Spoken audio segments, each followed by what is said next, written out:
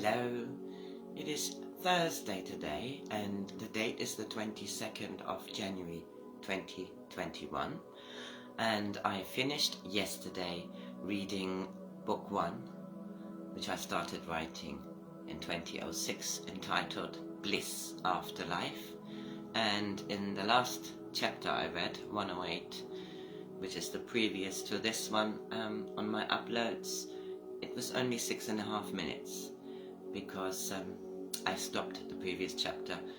I wish I'd continued. Anyway, if you go to the previous one, there's a little bit of a synopsis of the story.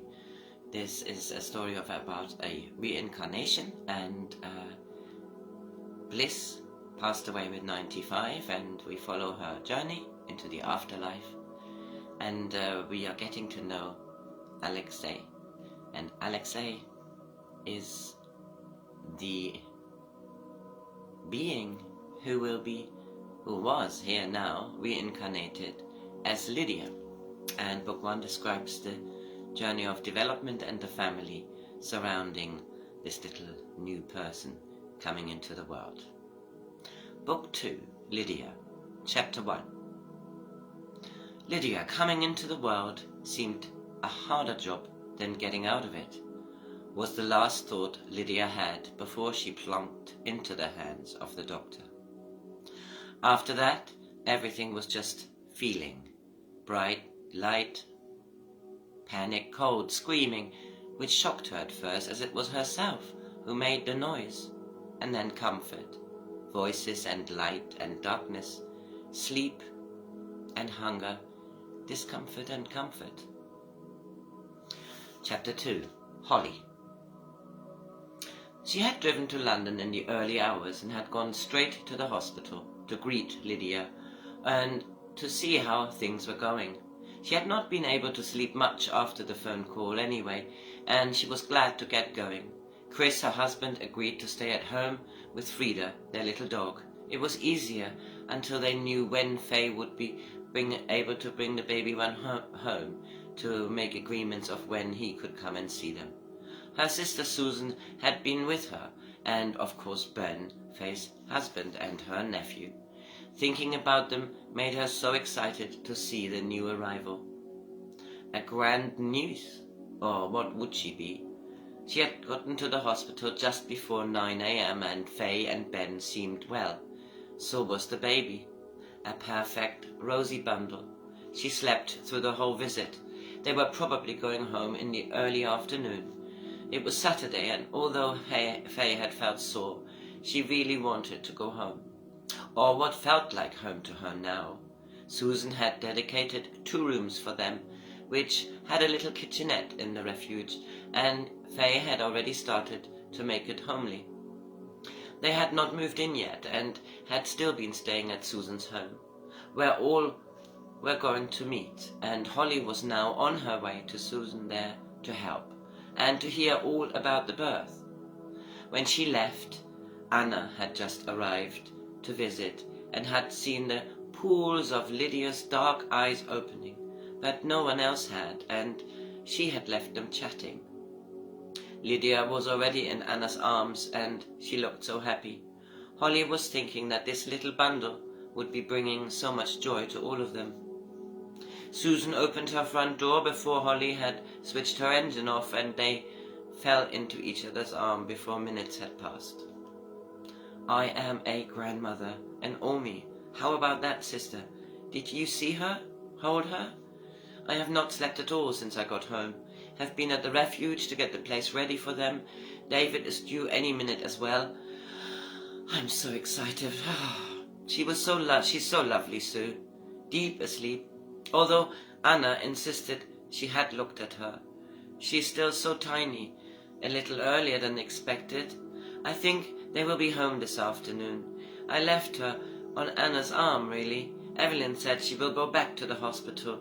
There were no major complications, although she had had an epidural, but she could already feel her legs, and she has already been up to the toilet early today, she was saying. Oh, I'm so glad all went well, and that you were there. I envy you a bit. I would have loved to attend. It's funny, we're both mothers, But I've never seen a birth from the other perspective, so to speak. Holly started laughing, thinking of Susan opposite Faye, naked and exposed, probably the most vulnerable one could ever feel. But it had a funny side. Susan laughed. Yes, it's funny how all the ordinary boundaries disappear when a new life appears. I'm laughing now, seeing myself, Lydia making her appearance, although, to be honest with you, the doctor had prime position. Gosh, if you think how many fannies this guy sees every day. They were both now laughing, walking into the house arm in arm. They felt euphoric. Susan knew David was on his way, and she felt so happy to share this with him. Since he had reappeared last December, she had often felt like bursting with happiness. Have you spoken to Steve? No. Ben rang him last night. It's funny, now that we both seem to be in happy relationships, I would quite like to ring him and tell him the news. With me being actually there and all of that, I will speak with him later. We talked a few weeks ago and he sounded happy. He has been writing on a new album and he was genuinely interested in David and how he was now, etc. I think Silvana makes him really happy. And he was ready to be happy, don't you think? To be honest, I enjoyed talking to him. We had a lot of good years. Ben is in touch with both of us. Steve really wanted to get to know his grandchild, he was saying, and I was surprised how excited he did sound. Yes, I told you when we saw him at that taiko performance. What a coincidence. What I saw, she seemed really nice. And I've spoken to him since. The reason I went to the taiko is because she's also into music, sharing it. I don't really know what it is she does, but I think her name is Silvana and she seems interesting. I'm glad he's happy. Holly had really felt that, and with her sister being so happy herself, they both knew that this was all good. That little one will have many who love and cherish her. Faye will not lack offers of people looking after her, and her own mum and dad are not even here yet. What is the news on that? Ben spoke to her dad last night, and they are looking into booking flights now from China, arrival as soon as possible without spending a fortune. China is a long way away. They already saw the baby on Skype though. Susan was making them a coffee. It was almost 10 and David was due at 11. Tony and Melanie were going to come at around 4. They would set off just after midday and they would go straight to the refuge. It was great that it was Saturday and everybody had a chance to welcome Lydia. Melanie had not been to London with Tony, and there was room in the refuge. They could all stay there. They could stay in the room Susan had got ready for Faye's parents, who were due at some point. I really look forward to Tony and Melanie. I'm so pleased my son is finally experiencing being in love. Brilliant timing, as Melanie and Faye seemed to get on well, and since she had arrived on the scene there had been ever more romance. Are you doing anything about food? Holly had started to feel hungry. I had made an enormous vegetable soup 2 days ago. In fact, Faye and I prepared it together. We made 2, one with chicken and one with just vegetables. It's all in the fridge, ready for freezing. How lucky is that? We just get some French bread, etc. Shall we both do this right now? Yes, good idea. Then we are all ready when everybody turns up. Let me get my coat, and we have that coffee later. Once we both sit down, the time will just disappear. We can chat while we're doing the shopping. Chapter 3. Tony and Melanie. They had set off after a late breakfast. He had stayed at Melanie's when Ben rang about midnight, and they never went back to bed until 4 a.m. They were both excited. Melanie had known that Lydia would be earlier than expected, but she had not really thought about it. She had dreamt of all of them, including Anna, and her meditations with Mio had continued with much information, not just about the members of the family, but the whole shift in the world. It was something difficult to translate it all back into the now, with events taking their time and days passing, with studies and work. Her relationship with Tony was great, but there was a lot going on during an ordinary day. They now talked about much deeper subjects. They both had family in Germany, and they often had fun mixing the languages. They seemed to like the same music. Tony was a really good musician.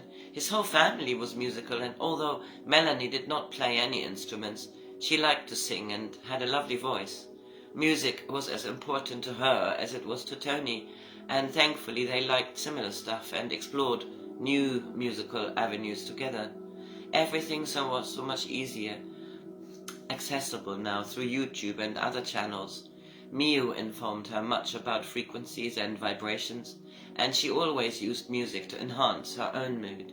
She knew how to raise her vibrations, and although living a life in 3D meant that there was constantly something to align with, soothe, ignore, she had long developed a practice of habits which made her feel better. Tony was driving, and she spent the journey in contemplation of the impending meeting with Lydia. Chapter 4. Lydia rests with Bliss. She had been waiting for Lydia, coming for a rest in this dimension. Birth is hard work. Sleeping is the most important in the early part of life. Back inside an own body, outside in the world, all is feeling, and all information gathered when awake is being processed when asleep. Lydia was happy to be born. Everything went well finally, and she felt much love and warmth from all the people around her, particularly her mum, who she could recognize immediately. By her voice, her smell, just everything. Bliss explained that this was a completely new chapter in her book of life. She would be a baby, then a toddler, then a youngster, and for now she would not remember anything when she was back inside her little body. There was much to learn, just focusing on faces and sounds and feeling. Alexei and all before him was forgotten now. All focus was on wanting to feel good and warm and fed, and soon the need for stimulation and communication, touch and sounds. All would be a process to be enjoyed. Lydia's return to her own body gave her a new perspective. Bliss knew the want for joy was very strong in Lydia, and this would make her a perfect little antenna to transmit and attract this from the moment she was alive inside her own body. For now she would be dependent on everything and thrive in the environment chosen. Chapter 5. The family welcomes the new arrival. Holly and Susan had done all the shopping. David had met them in the high street. Tony and Melanie had met up with Anna and Evelyn, and all had just gathered at Susan's house when the taxi with a new arrival stopped outside. Before they could get out of the car, everybody was surrounding Ben, who had lifted his tiny daughter from the basket. She had woken up and was simply looking around at everyone. The sun was shining and already felt warm. Spring had almost arrived, and it felt to all like a new beginning. Susan ushered all into the house. The heating was still on, and the sun would disappear soon. Let me have a look at this new little person. David, the new old boyfriend of Susan's, had been waiting for all to come into the kitchen, where he had made coffee and tea. Lydia had her eyes wide open, looking around. She's smiling, look. Her little mouth is turned up. Oh, she's beautiful, Faye and Ben.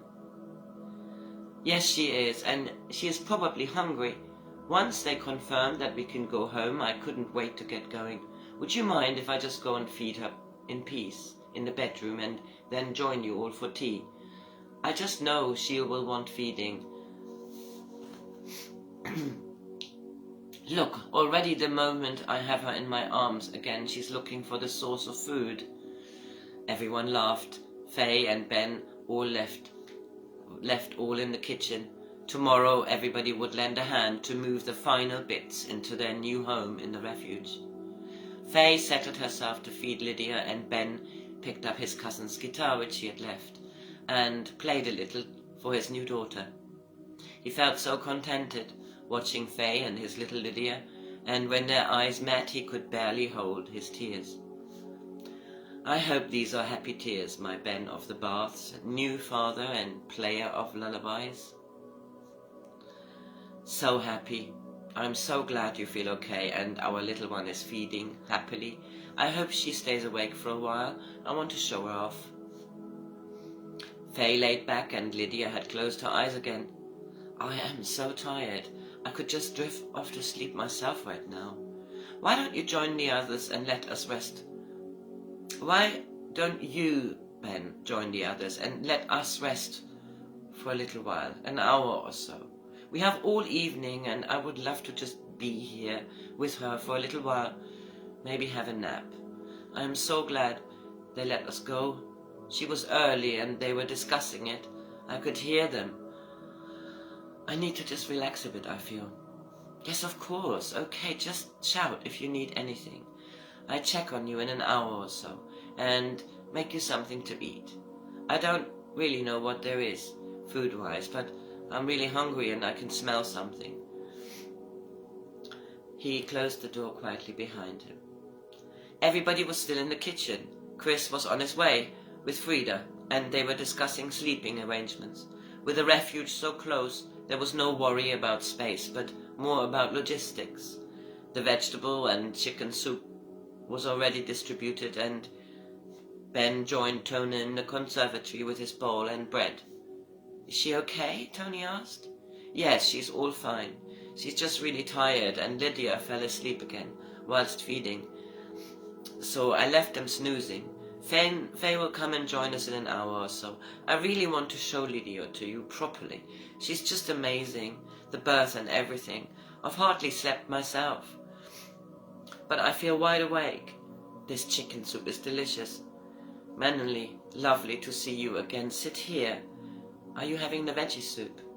Thanks. Yes, it's gorgeous. I think Faye made this one and Susan the other a couple of days ago, inadvertently, well planned with everybody here now, you and Chris still to eat.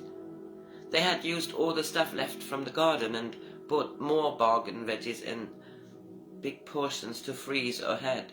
I'm afraid it will be all gone by tomorrow though. Faye must be so tired, and Lydia has to get used to being outside.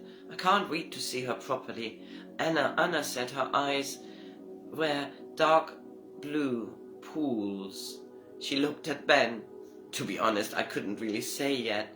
They're dark and beautiful, round, almond-shaped pools of light. Everybody laughed at Ben's description. His eyes had welled up again, and he quickly blew his nose. Did you know that she was going to be 3 weeks early, Melanie? Holly had just joined them with Susan and David behind her to sit down with their soup. They all waited for her reply. And this is the end of chapter 5 of book number 2, entitled Lydia, who has been born on the 9th of March 2012. Enjoy Thursday.